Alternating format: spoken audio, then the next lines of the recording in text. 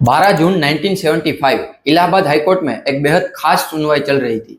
यह सुनवाई Indian judicial history में इसीलिए बेहद खास थी क्योंकि यह पहला और इकलौता मौका था जब भारत के प्रधानमंत्री को व्यक्तिगत रूप से अदालत के सामने पेश होना पड़ा था। यह सिर्फ एक कानूनी कार्यवाही नहीं थी, यह उस तूफान के घटनाक्रम की शुरुआत थी जिसने अगले 21 महीनों के लिए भारतीय लोकतंत्र का चेहरा पूरी तरह से बदल दिया। यह वो दौर था जिसे भारतीय इतिहास का डार्केस्ट चैप्टर कहा जाता है, जब देश में इमरजेंसी लगाई गई थी। यह सिर्फ 21 महीने नहीं थे, यह वो समय था जब भारत की आज़ादी, भारत का संविधान और भारतीय नागरिकों के फंडामेंटल राइट्स पर एक बड़ा क्वेश्चन मार्क लग गया था। इस वीडियो में हम विस्तार से समझेंगे कि आखिर तत्कालीन प्रधानमंत्री इंदिरा गांधी ने इतना बड़ा कदम क्यों उठाया, इसके पीछे क्या वजहें थी, देश पर इसका क्या असर हुआ। इस वीडियो में आपको छोटी से छोटी डिटेल मिलेगी ताकि आप इस पूरे चैप्टर को अच्छी तरह से समझ सके। 1960 के दशक में इंदिरा गांधी भारतीय राजनीति के केंद्र में उभर रही थी, लेकिन उनका रास्ता चुनौतियों से भरा हुआ था। जवाहरलाल नेहरू के निधन के बाद प्रधानमंत्री पद के लिए जो बातें चल रही थी, वहां पे कांग्रेस के वरिष्ठ नेताओं का एक गुट, जिसे सिंडिकेट कहा जाता था, वो चाहते थे कि इंदिरा गांधी ही भारत की प्रधानमंत्री बने। उनकी सोच ये थी कि इंदिरा गांधी एक गूंगी गुड़िया साबित होगी, यानी वो सिंडिकेट की बातें मानेंगी और कोई भी बड़ा स्वतंत्र निर्णय नहीं लेगी।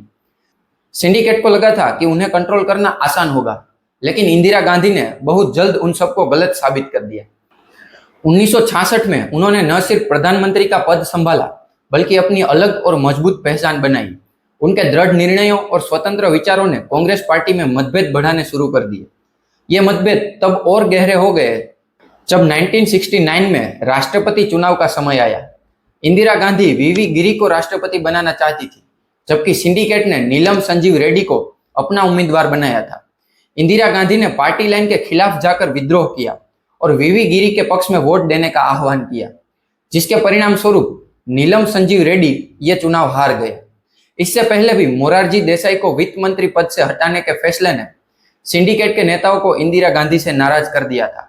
रेड्डी की हार ने उनकी नाराजगी को और भी बढ़ा दिया।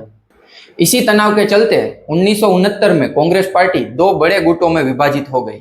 कांग्रेस ओ, इसमें सिंडिकेट के प्रमुख नेता जैसे मोरारजी देसाई, एस निजलिंगप्पा, के कामराज, अतुल्य घोष और एस के पाटिल जैसे नेता शामिल थे, और कांग्रेस आर, जिसका नेतृत्व खुद इंदिरा गांधी कर रही थी। कई विश्लेषकों को लगा कि इस विभाजन ने इंदिरा गांधी की कांग्रेस को कमजोर होकर दिया, लेकिन उन्होंने अपनी राजनीतिक कुशलता और जनता के अपार समर्थन से इन सभी आकांक्षाओं को गलत साबित कर दिया। इसी बीच इंदिरा गांधी ने कुछ ऐसे साहसिक फैसले लिए जिन्होंने उनकी इमेज को और भी मजबूत कर दिया। 1969 में 14 प्रमुख बैंकों का नेशनलाइजेशन कर उन्होंने भारत के बैंकों पर अमीर घरानों के एकाधिकार को समाप्त कर दिया। इसके बाद राज परिवारों को मिलने वाले प्रीवी पर्स को भी समाप्त करने जैसे फैसलों से उनकी इमेज गरीबों के मसीहा के रूप में स्थापित हो गई। फिर आया 1971 का आम चुनाव। इस चुनाव में इंदिरा गांधी ने गरीबी हटाओ का एक बेहद प्रभावशाली और लोकप्रिय नारा दिया, जो सीधे आम जनताओं की भावना से जुड़ा। इस नारे का जादू ऐसा चला कि उनकी पार्टी कांग्रेस आर को रिकॉर्ड तोड़ जीत मिली। लोकसभा की कुल 518 सीटों में से उन्हें 392 सीटें हासिल हुई, जो सरकार बनाने के लिए एक स्पष्ट बहुमत था। 1971 के चुनाव में मिली यह ऐतिहासिक जीत किसी की उम्मीद से कहीं ज्यादा बड़ी थी। यह दर्शाता था कि देश ने उन पर पूरा भरोसा दिखाया था। इसके बाद 1971 का भारत पाकिस्तान युद्ध हुआ, जो बांग्लादेश की आजादी का प्रमुख कारण बना, जिसके बाद बांग्लादेश एक नए राष्ट्र के रूप में उभरा। इस युद्ध में भारत की शानदार जीत ने इंदिरा गांधी को आयरन लेडी के रूप में स्थापित किया, जिसने देश को एक बड़ी चुनौती से बाहर निकाला था। हालांकि इस ऐतिहासिक जीत और लोकप्रिय छवि के साथ साथ देश में कई और भारी चुनौतियां खड़ी हो गई। 1971 के युद्ध की अपनी एक बड़ी आर्थिक लागत थी। लाखों की संख्या में रेफ्यूजी खासकर बांग्लादेश से भारत आए थे, जिसने देश के सीमित संसाधनों पर भारी दबाव डाला। युद्ध समाप्त होने के बाद भी देश में महंगाई तेजी से बढ़ रही थी और बेरोजगारी एक बड़ी समस्या बन चुकी थी। इन्हीं सब कारणों से 1970 का दशक भारत के लिए आर्थिक रूप से बेहद मुश्किल भरा रहा। देश में महंगाई आसमान छू रही थी और 1973 के ऑयल क्राइसिस ने पूरी दुनिया की इकोनॉमी को इफेक्ट किया था, और इसका असर भारत पे भी देखने को मिला। पेट्रोल और डीजल की कीमतें काफी बढ़ी हुई थी, जिससे रोजमर्रा की हर चीज महंगी हो गई और आम आदमी का जीवन एक तरह से मुश्किल होता चला गया। बेरोजगारी लगातार बढ़ रही थी और गरीबी अपनी चरम सीमा पर थी। शहरी और ग्रामीण इलाकों में लोग बेहद परेशान थे। मजदूर लगातार हड़तालें कर रहे थे और ट्रेड यूनियनों ने सरकार के खिलाफ मोर्चा खोल रखा था। इन लगातार बढ़ती आर्थिक मुश्किलें और जनता की निराशा की वजह से सरकार के खिलाफ असंतोष धीरे धीरे बढ़ रहा था। यह एक ऐसा माहौल हो गया था जहां जनता का शुरुआती समर्थन अब धीरे धीरे गुस्से और निराशा में बदल रहा था। इसी दौरान गवर्नमेंट और जुडिशरी के बीच एक गहरा और बढ़ता हुआ तनाव चल रहा था। इंदिरा गांधी की सरकार जुडिशरी पर अपना नियंत्रण बढ़ाना चाहती थी, क्योंकि उन्हें लगता था कि जुडिशरी उनके बड़े सामाजिक और आर्थिक बदलाव लाने वाले फैसलों में बाधा डाल रही है। सरकार का मानना था कि संसद सर्वोपरि है और न्यायपालिका को उसके निर्णयों में हस्तक्षेप नहीं करना चाहिए। यह तनाव दो बड़े और ऐतिहासिक फैसलों में खुलकर सामने आया। पहला था 1967 का गोलकनाथ केस।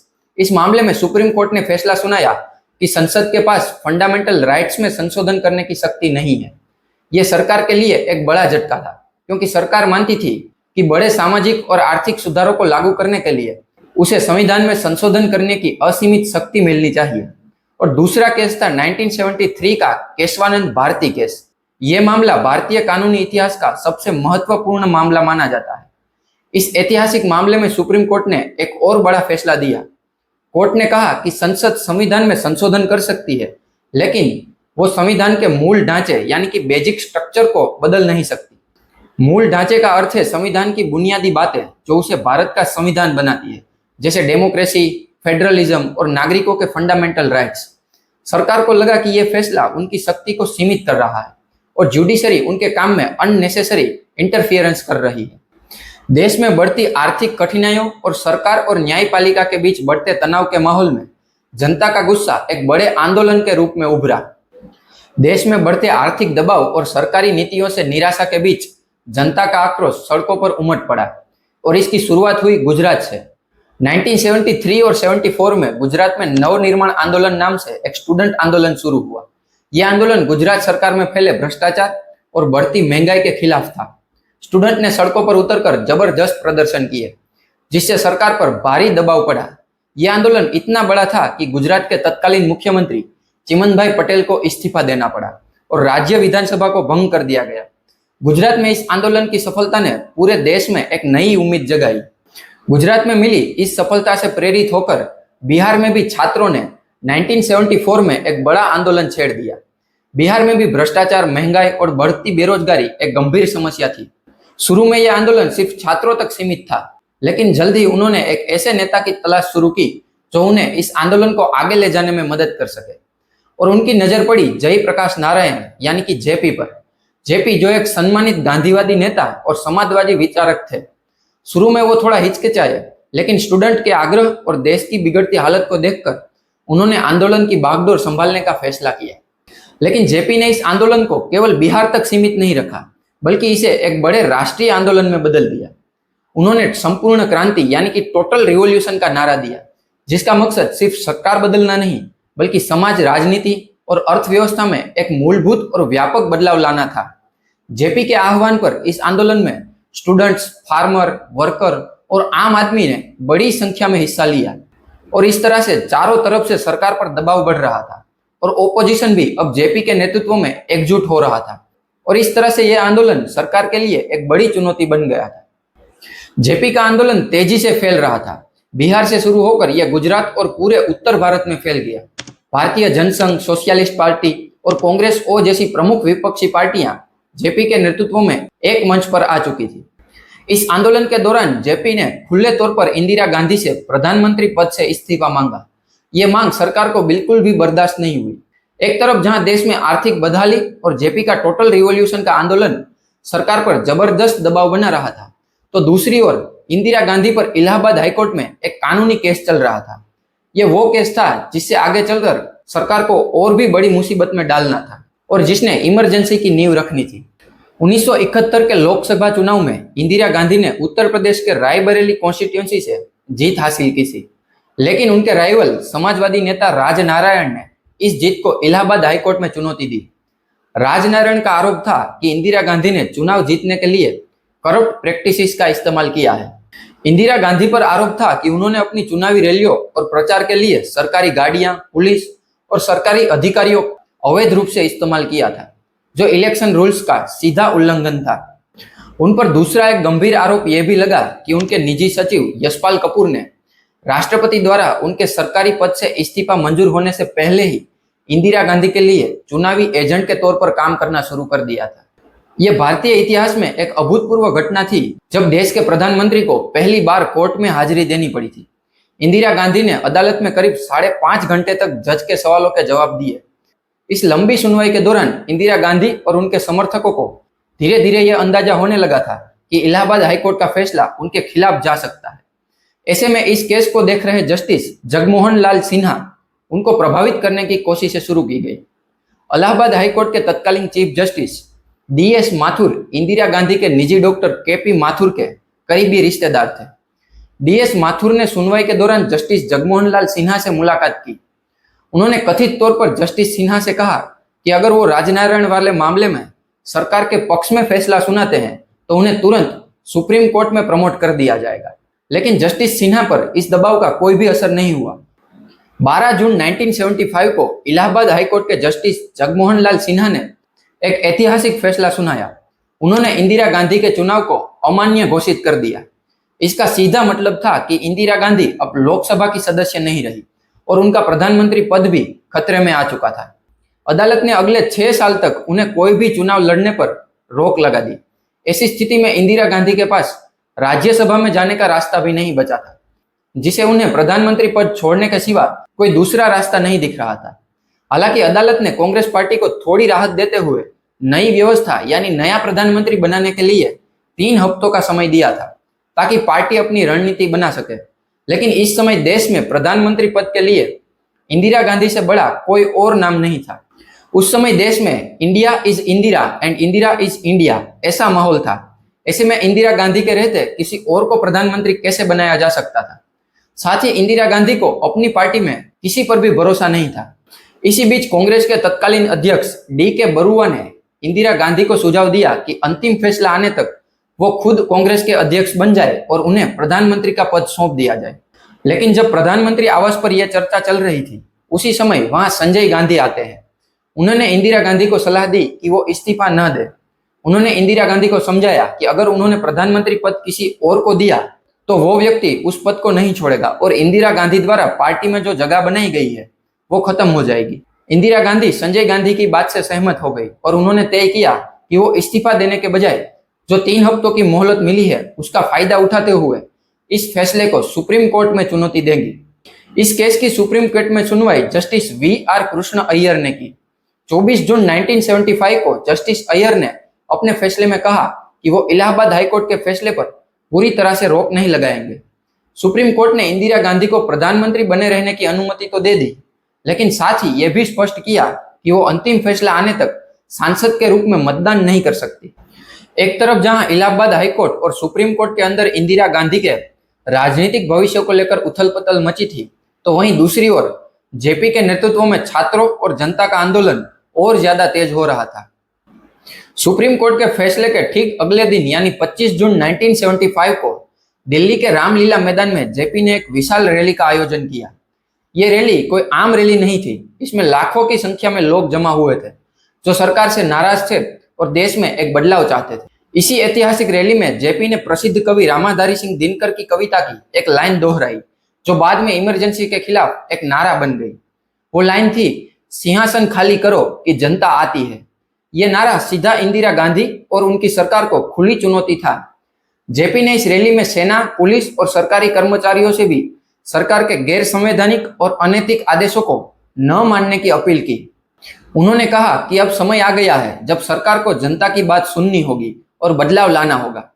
रामलीला मैदान की यह रैली सरकार के लिए एक सीधी और गंभीर चेतावनी थी। इंदिरा गांधी को लगा कि अब अगर तुरंत कोई बड़ा कदम नहीं उठाया तो यह स्थिति उनके नियंत्रण से बाहर हो सकती है और उनकी सरकार गिर सकती है। यह रैली ही वो आखिरी चिंगारी बनी जिसने इंदिरा गांधी को इमरजेंसी लगाने का फैसला लेने पर मजबूर कर दिया। अब इंदिरा गांधी पर हर तरफ से दबाव बढ़ रहा था। एक तरफ उन्हें प्रधानमंत्री की कुर्सी भी नहीं छोड़नी थी, दूसरी तरफ JP की लीडरशिप में छात्र आंदोलन बड़े होते जा रहे थे। उन्हें समझ नहीं आ रहा था कि इस मुश्किल स्थिति से कैसे बाहर निकला जाए। इसी बीच उन्होंने उस वक्त के पश्चिम बंगाल के मुख्यमंत्री सिद्धार्थ शंकर रॉय से बात की। सिद्धार्थ शंकर रॉय एक अनुभवी वकील और संवैधानिक मामलों के बड़े जानकार माने जाते थे और वो उस समय में दिल्ली में ही मौजूद थे। इंदिरा गांधी ने उनसे पूछा कि इस राजनीतिक संकट से निपटने के लिए संवैधानिक तौर पर क्या किया जा सकता है। इस बात पर सिद्धार्थ शंकर रॉय ने इंदिरा गांधी को सलाह दी कि संविधान के आर्टिकल 352 के तहत आंतरिक अशांति के आधार पर देश में इमरजेंसी की घोषणा की जा सकती है। उन्होंने यह भी सुझाव दिया कि इसके लिए सीधे राष्ट्रपति से बात की जा सकती है और इसके लिए कैबिनेट की बैठक की भी जरूरत नहीं होगी। सिद्धार्थ शंकर रॉय ने इंदिरा गांधी को समझाया कि इस कदम से उन्हें सारी कॉन्स्टिट्यूशनल पावर्स मिल जाएंगी और वो विरोधियों को आसानी से काबू कर पाएंगे। इंदिरा गांधी अपने बेटे संजय गांधी से भी इस मुद्दे पर लगातार सलाह ले रही थी। संजय गांधी ने भी इस्तीफा देने के बजाय कोई कड़ा कदम उठाने के पक्ष में बात की। इन सभी सलाहों के बाद इंदिरा गांधी ने देश में इमरजेंसी लगाने का मन बना लिया। 25 जून 1975 की रात भारतीय लोकतंत्र के इतिहास में एक काला दिन बन गई। दिल्ली के रामलीला मैदान में जेपी की हुंकार और कोर्ट के फैसलों के बढ़ते दबाव के बीच एक बड़ा फैसला लिया गया। देर रात इंदिरा गांधी ने तत्कालीन राष्ट्रपति फखरुद्दीन अली अहमद से मुलाकात की और बिना किसी कैबिनेट मीटिंग या सलाह के उन्होंने राष्ट्रपति से नेशनल इमरजेंसी लगाने की सिफारिश की। राष्ट्रपति फखरुद्दीन अली अहमद ने इंदिरा गांधी की सिफारिश पर तुरंत संविधान के आर्टिकल 352 के तहत इमरजेंसी की घोषणा पर सिग्नेचर कर दिए। यह आर्टिकल केंद्र सरकार को पूरे देश या उसके किसी एक हिस्से में इमरजेंसी लगाने की शक्ति देता है जब देश को युद्ध, बाहरी हमले या आंतरिक अशांति का खतरा हो। यहाँ पर इसके पीछे उन्होंने आंतरिक अशांति का हवाला दिया था, जबकि देश में उस वक्त ऐसा कोई सशस्त्र विद्रोह नहीं था। यह फैसला इतनी तेजी और गुपचुप तरीके से लिया गया कि इस फैसले के बारे में कैबिनेट को भी पता नहीं था। कैबिनेट को भी 26 जून की सुबह को बताया गया था। आधी रात को ही इस घोषणा के साथ सरकार ने अपनी कार्यवाही शुरू कर दी। सबसे पहले देश के बड़े अखबारों के दफ्तरों की बिजली काट दी गई ताकि कोई भी खबर प्रकाशित ना हो सके। फिर पुलिस ने बड़े पैमाने पर गिरफ्तारियां शुरू कर दी। जयप्रकाश नारायण, मोरारजी देसाई, अटल बिहारी वाजपेयी, लालकृष्ण आडवाणी जैसे सभी प्रमुख विपक्षी नेताओं को उनके घरों से उठाकर आधी रात को ही जेल में डाल दिया गया। सरकार का मकसद साफ था, हर विरोधी आवाज को कुचल देना और असंतोष को जड़ से मिटा देना। अगले दिन 26 जून की सुबह पूरे देश ने ऑल इंडिया रेडियो पर इंदिरा गांधी का संदेश सुना। भाइयों और बहनों, राष्ट्रपति जी ने आपातकाल की घोषणा की है। इससे आतंकित होने का कोई कारण नहीं। उन्होंने अपने संबोधन में कहा कि देश में ऐसी स्थिति बन गई जिससे आंतरिक गड़बड़ी का खतरा है, इसीलिए आपातकाल लगाना जरूरी था। उन्होंने यह भी कहा था कि यह फैसला राष्ट्रीय सुरक्षा और एकता को बचाने के लिए लिया गया है, लेकिन हकीकत यह थी कि आपातकाल का असली मकसद था इंदिरा गांधी की सत्ता को बचाना और उन सभी आवाजों को चुप कराना जो उनके खिलाफ उठ रही थी। आपातकाल की घोषणा के साथ ही सत्ता ने अपनी पकड़ बनानी शुरू कर दी। उस रात जब दिल्ली के बहादुर शाह जफर मार्ग, जहां ज्यादातर अखबारों के प्रिंटिंग प्रेस थे, वहां जब अखबार प्रिंट होने के लिए जा रहे थे, तभी अचानक उनकी बिजली काट दी गई। इसका मकसद साफ था कि कोई भी खबर लोगों तक ना पहुंचे। इसी वजह से अगले दिन सिर्फ हिंदुस्तान टाइम्स और द स्टेटस मैन जैसे कुछ ही अखबार प्रिंट हो पाए, क्योंकि उनकी प्रिंटिंग प्रेस बहादुर शाह जफर मार्ग पर नहीं थी और उन पर तुरंत कोई कार्यवाही नहीं हो पाई। अगली सुबह जब कैबिनेट की बैठक बुलाई गई तो उनका माहौल बेहद ही अजीब और तनावपूर्ण था। 8 कैबिनेट मंत्रियों और 5 राज्य मंत्रियों ने इस बैठक में हिस्सा लिया, जबकि 9 मंत्री दिल्ली से बाहर थे। जैसे ही ये मंत्री बैठक में आए, उन्हें आपातकाल का प्रोक्लेमेशन और गिरफ्तार किए गए नेताओं की लिस्ट दी गई। इंदिरा गांधी ने उन्हें बताया कि आपातकाल लगाने की जरूरत क्यों पड़ी। यहाँ पर सबसे चौंकाने वाली बात यह थी कि पूरी कैबिनेट में सिर्फ एक मंत्री ने सवाल पूछा और वो थे तत्कालीन रक्षा मंत्री सुवर्ण सिंह। उनका सवाल था कि किस कानून के तहत ये गिरफ्तारियां हुई हैं। इंदिरा गांधी ने उनको बहुत ही संक्षिप्त जवाब दिया था, जिसे वहां पर मौजूद बाकी के लोग ठीक से सुन भी नहीं पाए थे। इस बैठक में कोई मतदान नहीं हुआ, कोई मंत्रणा नहीं हुई और न ही कोई बहस हुई। पीएन धर ने अपनी किताब Indira Gandhi the emergency and Indian democracy में लिखा है कि इमरजेंसी पर मोहर लगाने वाली ये इतनी इंपॉर्टेंट मीटिंग सिर्फ आधे घंटे में ही खत्म हो गई। ये साफ दिखाता है कि फैसला पहले ही लिया जा चुका था और कैबिनेट को बस जानकारी दी जा रही थी। मीटिंग पूरी होने पर जैसे ही इंफॉर्मेशन और broadcasting minister Inder Kumar Gujral cabinet room से बाहर आए, उन्होंने देखा कि संजय गांधी वहीं बाहर खड़े थे। उस वक्त संजय गांधी का अंदाज ऐसा था मानो जैसे अब सारी सत्ता उन्हीं के हाथों में आ गई हो। संजय गांधी ने गुजराल के साथ बाहर आ रहे शिक्षा मंत्री नूरुल हसन से तुरंत कहा कि यूनिवर्सिटीज में पढ़ा रहे और आरएसएस से सहानुभूति रखने वाले सभी प्रोफेसर्स की लिस्ट उन्हें तुरंत उपलब्ध कराई जाए। यह घटना दिखाती है कि कैसे संजय गांधी बिना किसी सरकारी पद के भी सत्ता का सीधा इस्तेमाल कर रहे थे और इमरजेंसी के दौरान उनका दबदबा कितना बढ़ चुका था। आपातकाल की घोषणा के बाद जो हुआ उसने पूरे देश को सकते में डाल दिया। 21 महीनों तक देश में एक अलग ही माहौल था, जहां लोकतंत्र को सचमुच कैद कर लिया गया था। सरकार ने आरएसएस और जमाते इस्लामी जैसे बड़े संगठनों पर प्रतिबंध लगा दिया और उनके कार्यकर्ताओं की भी बड़े पैमाने पर गिरफ्तारियां की गई और उस समय लगभग 1 लाख से ज्यादा लोग जेल में डाले गए, जिसमें सिर्फ नेता ही नहीं बल्कि आम आदमी, स्टूडेंट और ट्रेड यूनियन के मेंबर भी शामिल थे। सरकार ने मीसा यानी कि maintenance of internal security act और डीआईआर यानी कि डिफेंस ऑफ इंडिया रूल्स जैसे बेहद कठोर कानूनों का इस्तेमाल किया। मीसा के तहत किसी भी व्यक्ति को बिना मुकदमा चलाए या बिना कोई आरोप साबित किए अनिश्चित काल के लिए जेल में डाला जा सकता था। यह कानून लोगों पर अत्याचार का एक बड़ा हथियार बनाया गया। इमरजेंसी का सबसे बड़ा असर नागरिकों के फंडामेंटल राइट्स पर हुआ। संविधान के आर्टिकल 19 जिसमें बोलने और अभिव्यक्ति की आजादी और इकट्ठा होने की आजादी शामिल है, और आर्टिकल 21 जो जीवन और व्यक्तिगत स्वतंत्रता का अधिकार देता है, जैसे महत्वपूर्ण मौलिक अधिकारों को सस्पेंड कर दिया गया। इसका सीधा मतलब था कि अब लोगों के पास इन अधिकारों की सुरक्षा के लिए अदालत में जाने का भी अधिकार नहीं बचा था। यह एक ऐसा दौर था जिसे रूल बाय डिक्री कहा गया। इसका मतलब था कि सरकार संसद में बहस या कानून पास कराए बिना सीधे ऑर्डिनेंस या एग्जीक्यूटिव ऑर्डर के जरिए शासन कर रही थी। लोगों में डर का माहौल था, कोई खुलकर सरकार की आलोचना नहीं कर सकता था और जो करते थे उन्हें तुरंत गिरफ्तार कर लिया जाता था। इस दौरान एक खास कानूनी अधिकार जिसे हेबियस कॉर्पस कहते हैं, उसे भी सरकार ने निलंबित कर दिया। हेबियस कॉर्पस का अर्थ है यदि कोई पुलिस या कोई सरकारी एजेंसी किसी को गिरफ्तार करती है तो उस व्यक्ति को 24 घंटे के अंदर कोर्ट के सामने पेश करना जरूरी है। इस अधिकार के जरिए कोर्ट यह देखता है कि गिरफ्तारी सही और कानूनी तरीके से हुई है या नहीं। अगर गिरफ्तारी गलत और गैर कानूनी पाई जाती है तो कोर्ट तुरंत उस व्यक्ति को रिहा करने का आदेश दे सकता है।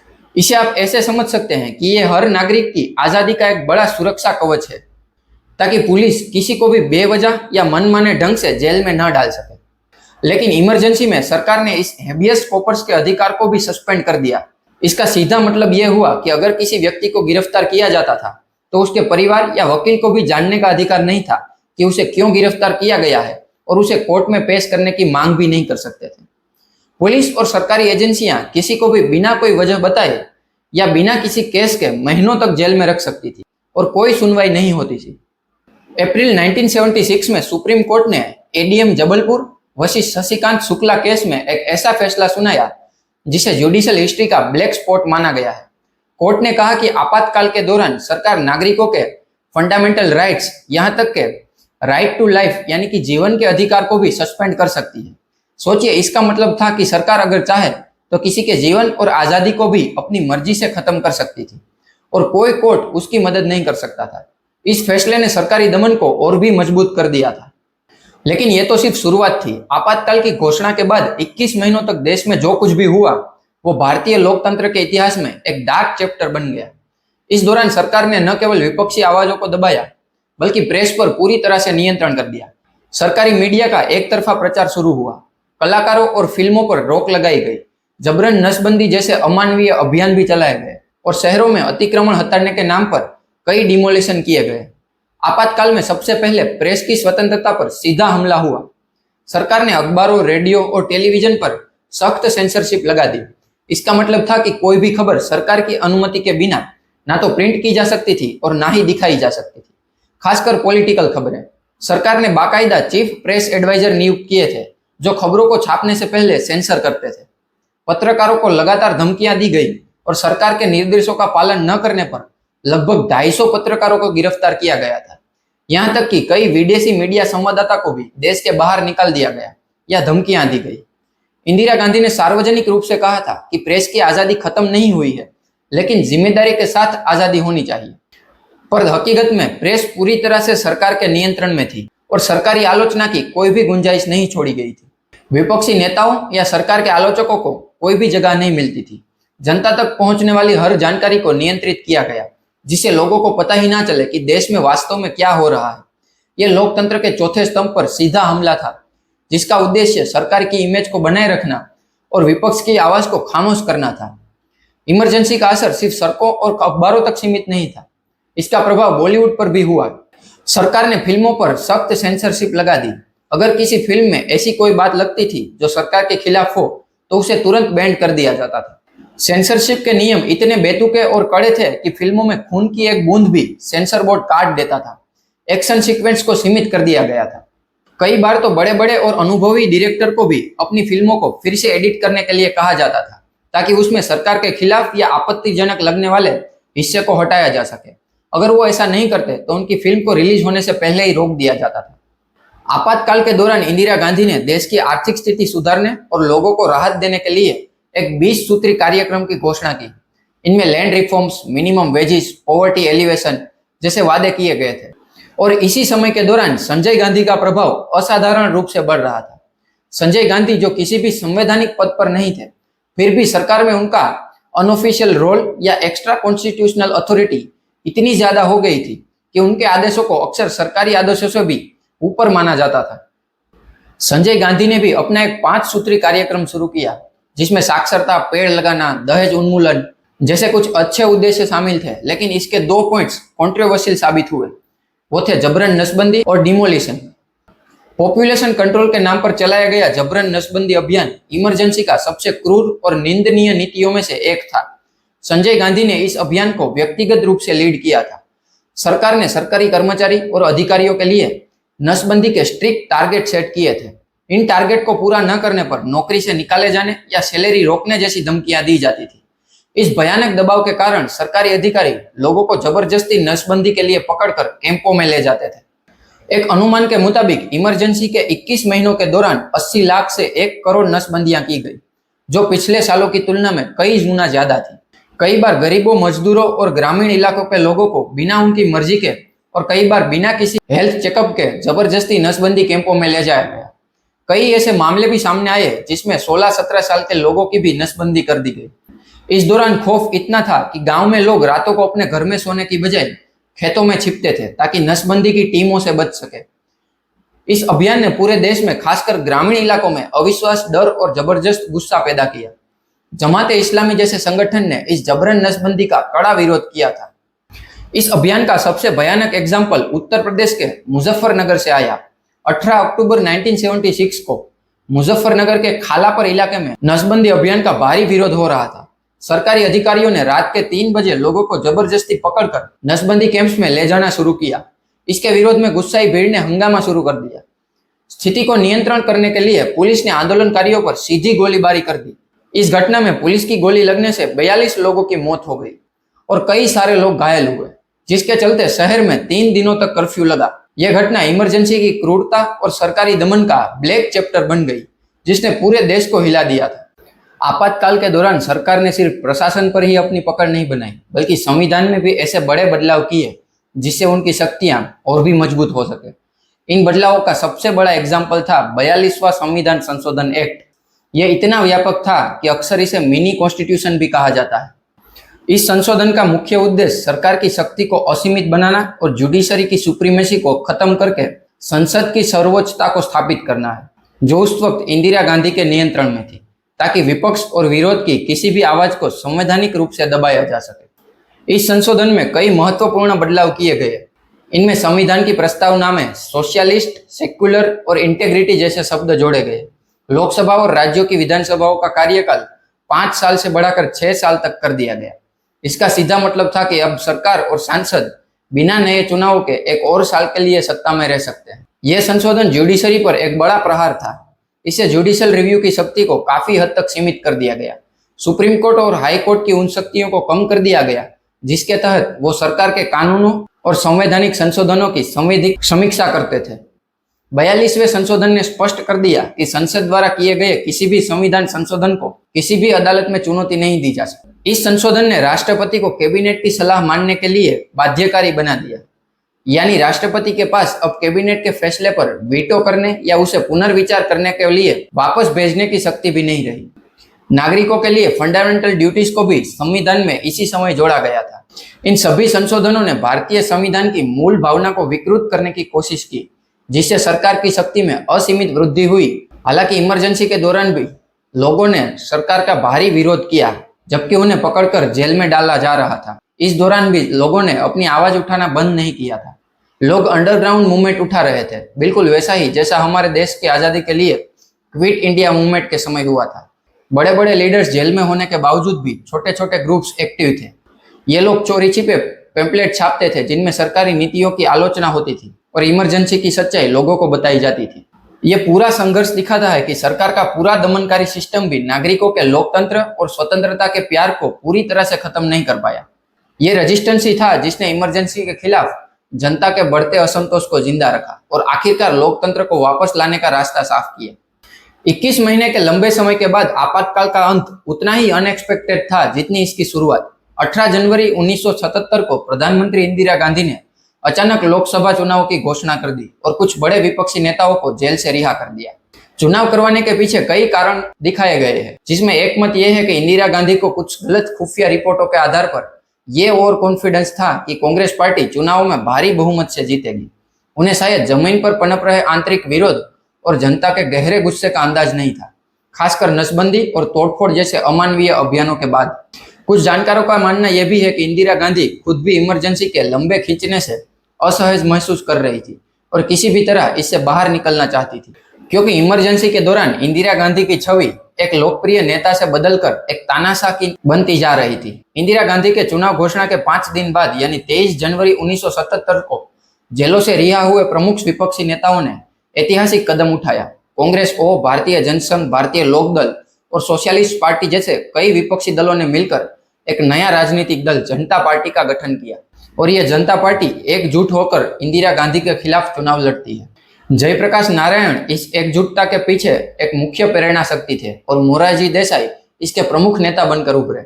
जनता पार्टी का चुनाव अभियान पूरी तरह से लोकतंत्र बनाम तानाशाही के मुद्दे पर केंद्रित था। उन्होंने आपातकाल के दौरान हुए ह्यूमन राइट्स वायोलेशन, जबरन नसबंदी और राजनीतिक दमन को प्रमुखता से उठाया। उनका सीधा और शक्तिशाली नारा था, लोकतंत्र या तानाशाही। जनता के बीच आक्रोश और बदलती लहर साफ दिखाई दे रही थी। लोग अब खुले तौर पर इंदिरा गांधी के खिलाफ अपनी नाराजगी व्यक्त कर रहे थे। मार्च 1977 में इस चुनाव के रिजल्ट आए और आजादी के बाद पहली बार केंद्र में कांग्रेस ने भारी हार का सामना किया। कांग्रेस सिर्फ 154 सीटों पर सिमट के रह गई, जबकि 1971 में उन्हें 392 सीटें मिली थी। वहीं जनता पार्टी और उनके सहयोगियों को जबरदस्त बहुमत मिला। जनता पार्टी ने अकेले 295 सीटों पर जीत हासिल की और गठबंधन ने मिलकर 330 सीटों पर कब्जा किया। यह भारतीय लोकतंत्र के इतिहास में एक अभूतपूर्व घटना थी, जिसने दिखा दिया कि जनता की शक्ति सर्वोपरि होती है। इन चुनावों में सबसे चौंकाने वाली बात यह रही कि खुद इंदिरा गांधी रायबरेली से और उनके बेटे संजय गांधी को अमेठी से हार का सामना करना पड़ा। मोरारजी देसाई ने 24 मार्च 1977 को भारत के पहले गैर कांग्रेसी प्रधानमंत्री के रूप में शपथ ली। इस चुनाव ने यह साबित कर दिया कि भारतीय जनता लोकतंत्र के मूल्यों को कितनी गंभीरता से लेती है और वो किसी भी कीमत पर अपनी स्वतंत्रता का हनन बर्दाश्त नहीं करेगी। चुनाव के बाद आपातकाल को आधिकारिक तौर पर 21 मार्च 1977 को हटा दिया गया। तो ये थी इंदिरा गांधी द्वारा लगाई गई इमरजेंसी की पूरी कहानी, जो दिखाती है कि एक नेता की कुर्सी ना छोड़ने की जिद देश को कहां से कहां ले जा सकती है।